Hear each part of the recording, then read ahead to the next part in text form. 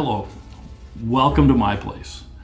Let us go to Proverbs chapter 17 and verse 12.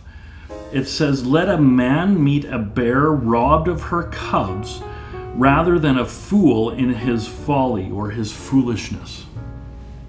Now, knowing bears, even the little bit I do, this is quite a warning. It would be better to be in between a mama bear and her cubs than to hang out with fools. Now, I haven't had too many run-ins with bears, but two come to mind.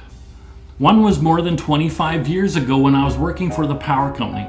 Now, our job was working around the base of the power poles, and on one occasion here in northern Alberta, I noticed there were some wild strawberries right around the base of the pole. I decided to take the opportunity and I picked some and started snacking. And at that moment, I happened to look at the next pole, which is approximately 1/10 of a mile away. There was a fairly large black bear taking the opportunity to snack on some wild bear strawberries that he found. We both became aware of each other at about the same time, and no kidding, it seemed to me that we both shrugged our shoulders and continued snacking. There was no danger.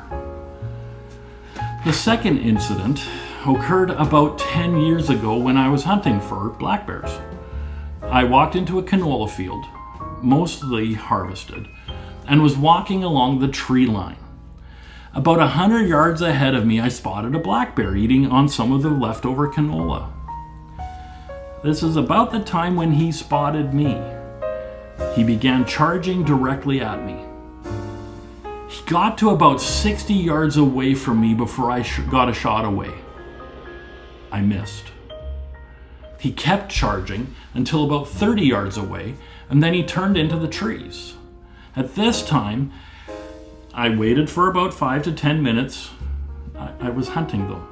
And sure enough, he peeked his head out of the trees right where he had run in. Long story short, I have a nice bear rug hanging in my living room, and I have, well, a fairly decent bear skull right here in my office. Bears are dangerous, especially when you get in between a mama and her cubs. Fools and their foolishness are dangerous as well. You don't know how they are going to rub off on you. So you need to be aware, beware, not just be aware, but beware of hanging out with fools and their foolishness. But what does this mean? Aren't we supposed to have grace for all people? Don't we need to accept all people as possible salvation seekers?